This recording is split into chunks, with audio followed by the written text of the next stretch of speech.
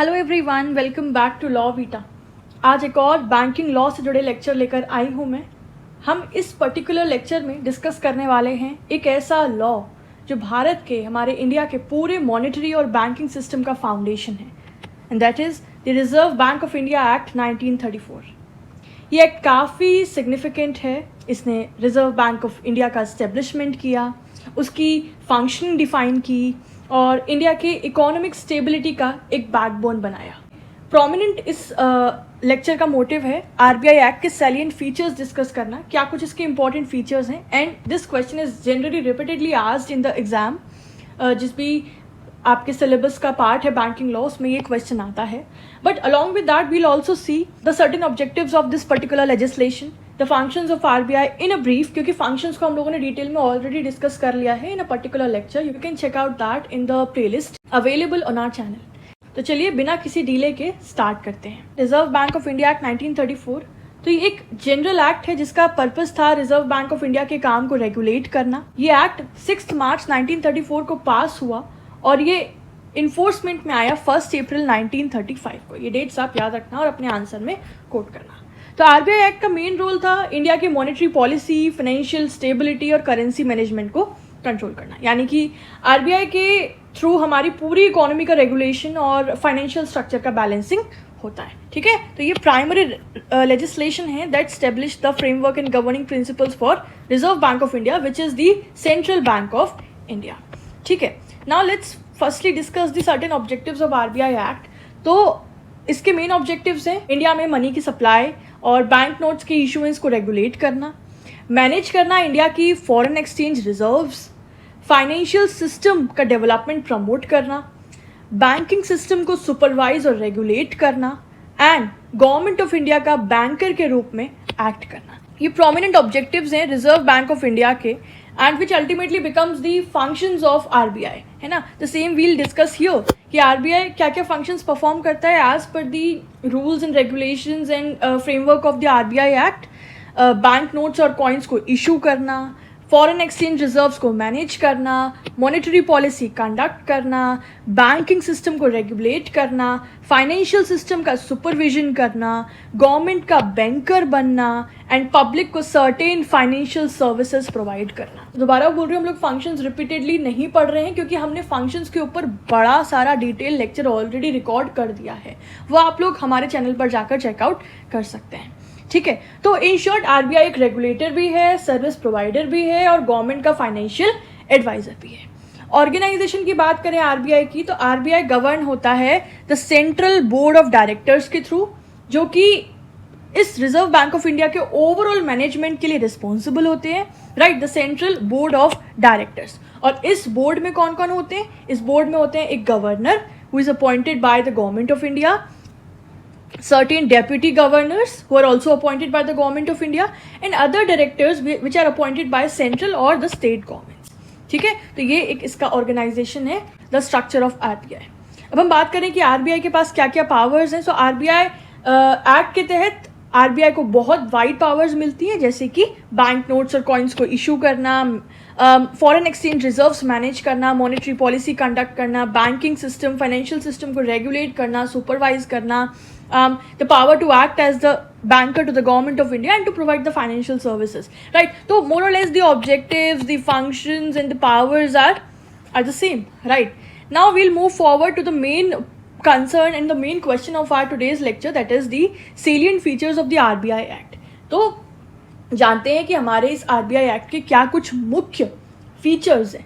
ठीक है, तो सबसे पहला है द एस्टेब्लिशमेंट ऑफ आरबीआई।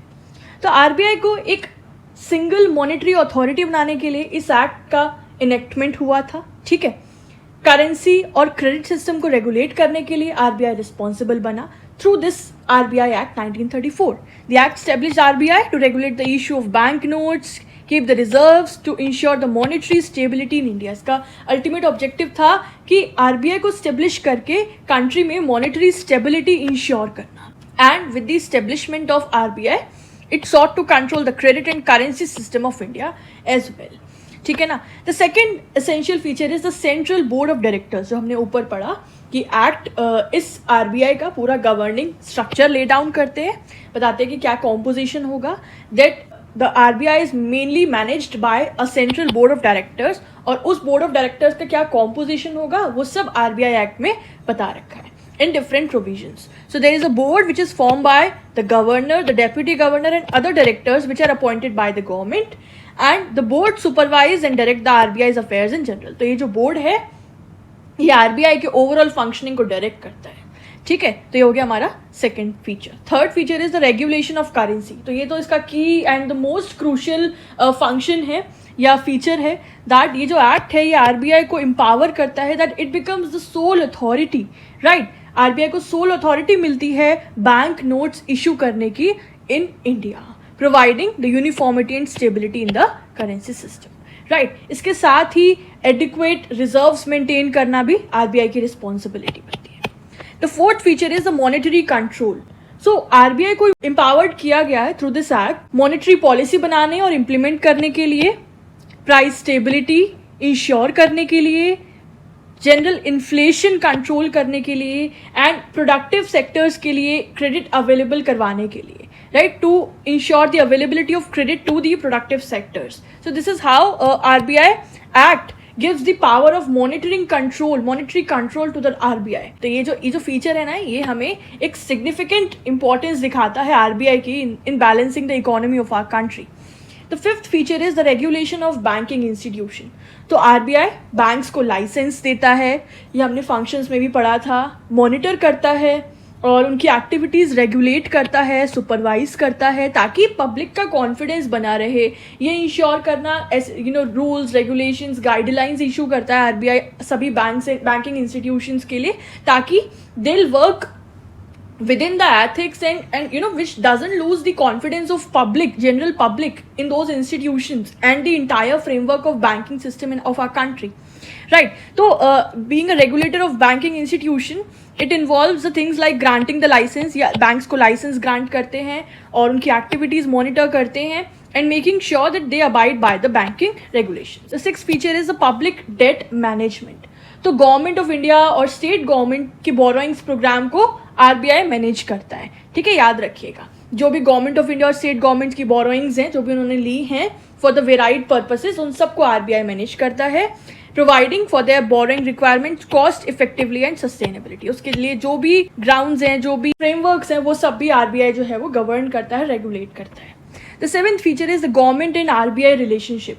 तो RBI एंड गवर्नमेंट के बीच का कोऑर्डिनेशन का फ्रेमवर्क भी इस एक्ट में डिफाइन किया गया है, स्पेशली मॉनेटरी पॉलिसी और एक्सचेंज रेट मैनेजमेंट के एरियाज में. It outlines the consultations, the coordination mechanism between RBI and the government regarding the monetary policy, exchange rate management and other important matters. जो act है इसमें RBI का the role being an banker to the government उसको भी specify किया गया है, and its responsibilities in managing the government's accounts and transactions. ये सब प्रोविजंस हैं which impose a duty upon RBI and it has a responsibility कि वो गवर्नमेंट के अकाउंट्स एंड ट्रांजेक्शंस को मैनेज करे accordingly.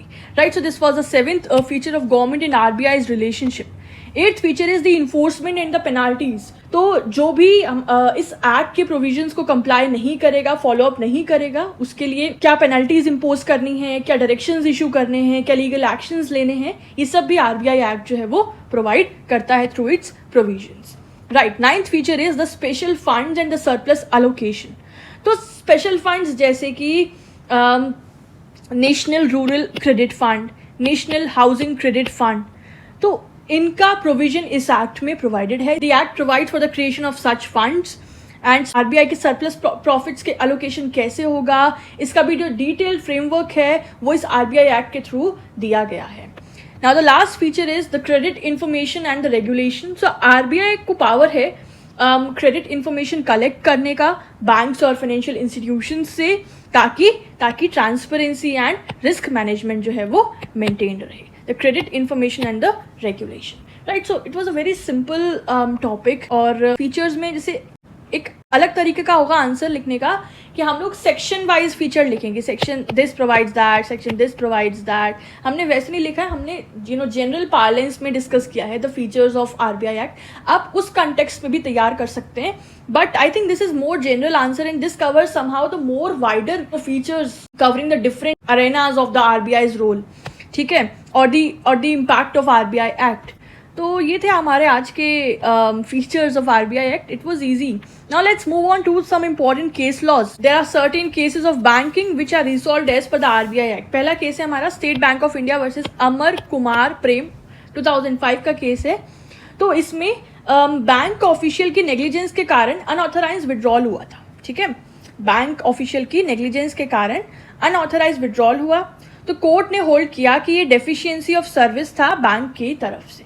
Court held that if the bank official are not careful and vigilant in verifying the signatures, right, then it would amount to deficiency in service on the part of bank as per the rules and regulations of the RBI Act. दूसरा case है हमारा Ram Kripal Bhargava versus Union of India and others of 1991. So इस case में court ने clarify किया कि credit देना bank का डिस्क्रिशन है as per the credit policies laid down by the government of India and the RBI. ठीक है, तो ये बैंक डिसाइड करेगा कि किस पर्टिकुलर पार्टी को वो एलिजिबल कंसिडर करता है for giving the credit, right. And if there is found any evidence of proved abuse or exercise of their authority for giving credit by bank officials, तो वहाँ पर जो उनकी हायर अथॉरिटीज़ हैं वो इसका रिड्रेसल करें. And therefore time to time जो रिजर्व बैंक ऑफ इंडिया है और जो गवर्नमेंट ऑफ इंडिया है हमारी, वो बैंक क्रेडिट को लेके समय समय पर गाइडलाइंस एंड नॉर्म्स जो हैं वो इशू करती हैं. तो ये दोनों ही केस अच्छे हैं, इंपॉर्टेंट है. You can coat them in your answer accordingly, right. तो दोस्तों ये था आरबीआई एक्ट 1934. आरबीआई एक्ट 1934 ने आरबीआई को एक स्ट्रॉन्ग और इफेक्टिव मॉनेटरी इंस्टीट्यूशन बनाया. इस एक्ट के बिना इंडिया का फाइनेंशियल सिस्टम ऑर्गेनाइज कर पाना मुश्किल था. आज के डायनामिक इकोनॉमी की रिक्वायरमेंट्स के हिसाब से इस एक्ट में कई अमेंडमेंट्स भी हुए, लेकिन इसका ओरिजिनल स्पिरिट क्या है? To maintain the monetary stability, to maintain the monetary stability, या कह लो आप फाइनेंशियल स्टेबिलिटी, जो आज भी उतना ही रेलेवेंट है, क्रूशल है, राइट. सो किसी भी एग्जाम में, चाहे जुडिशरी एग्जाम हो, एलएलबी एग्जाम हो, अगर आपसे आरबीआई और उसके पावर्स, फंक्शंस या आरबीआई एक्ट के सेलियंट फीचर्स के बारे में पूछा जाए तो आप अब कॉन्फिडेंटली आंसर कर सकते हैं. ठीक है ना. अगर आपको ये वीडियो पसंद आया हो तो प्लीज़ लाइक करें, कमेंट में बताएं कैसा लगा आपको नोट्स और एक्सप्लेनेशन, और लॉविटा को सब्सक्राइब करना ना भूलिएगा. मिलते हैं अगले इंपॉर्टेंट टॉपिक के साथ. Till then everyone keep learning, stay focused, have a good day, bye bye.